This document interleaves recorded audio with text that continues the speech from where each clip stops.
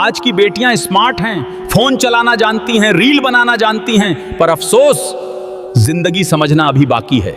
आजकल एक हाई और 2 इमोजी में दिल लग जाता है, थोड़ी चैट, थोड़ी तारीफ और फिर शुरू हो जाता है ड्रीम लव स्टोरी।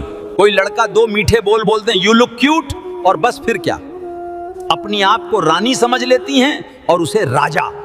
वो तुमसे प्यार नहीं करता, वो तो बस एक आकर्षण है। जिस दिन वो खत्म थे, टाटा बाय बाय, वो तुम्हारा चैट भी डिलीट कर देगा।